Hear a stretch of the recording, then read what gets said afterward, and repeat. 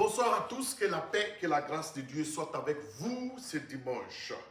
Alors, nous bénissons le nom du Seigneur pour votre vie, pour la vie de vos foyers, pour tout ce que Dieu fait dans votre vie, sa protection, les combats qu'il mène pour vous.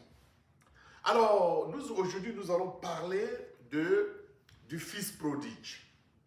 Alors, s'il y a un thème, nous allons juste dire fils prodige ou bien fille prodige, il est temps de rentrer à la maison. Fils prodige ou fille prodige, il est temps de rentrer à la maison car papa t'attend.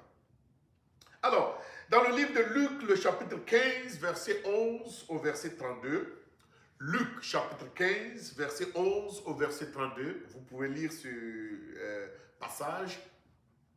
Alors, Jésus nous a donné cette parabole d'un père qui avait deux enfants.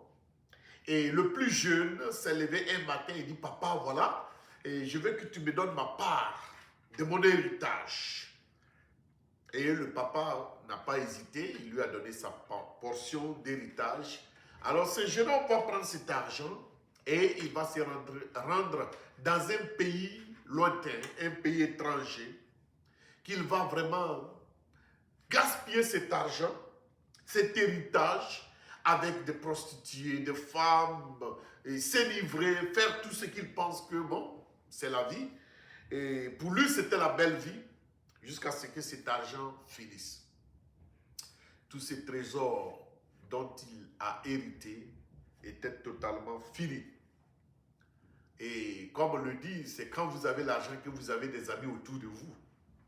Et quand l'argent est fini dans ce pays, tous les amis qu'il avait fait dans ce pays ont tous disparu.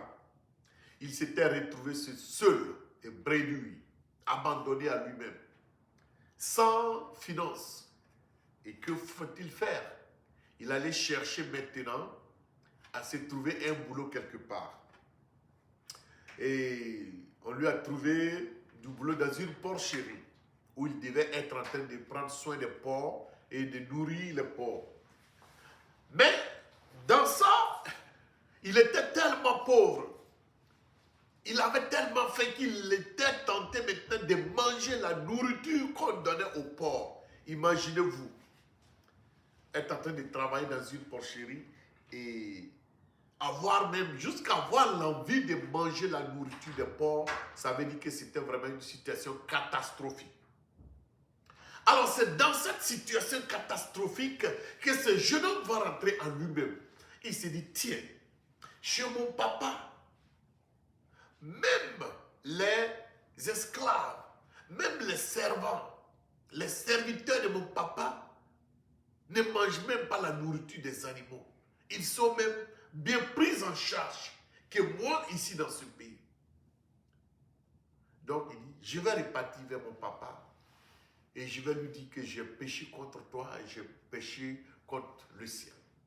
Ne me traite pas comme ton fils, mais traite-moi comme un de tes serviteurs. Il ne savait pas que son papa, depuis son départ, pensait à lui. Et que le papa priait. Et que le papa voulait que son fils retourne à la maison. Donc, il a décidé de rentrer. Et quand il rentrait, le papa l'aperçoit de loin. Il a couru, il a embrassé son fils. Il était tellement content. On lui a donné une bague. On l'a bien habillé. Ils ont tué le veau gras pour une célébration. Alors mon frère, ma soeur, tu as dû quitter la présence de Dieu. Pour des raisons, une raison ou une autre, on ne sait pas. Quelque chose t'a poussé à quitter la présence de Dieu. Et tu t'es retrouvé dans une situation catastrophique. Et souvent tu as peur de repartir, de revenir à Dieu. Parce que tu te poses la question, est-ce que Dieu va m'accepter?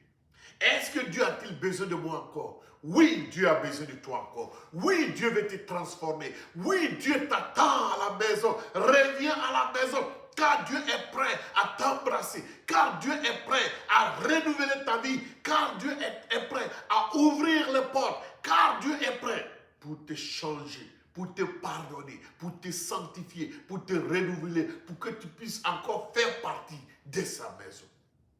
Donc, fils prodige, fille prodige, il est temps de revenir à la maison.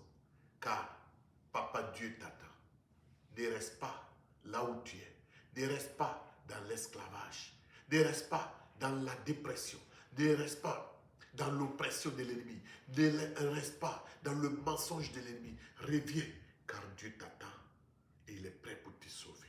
Sois béni et que la grâce de Dieu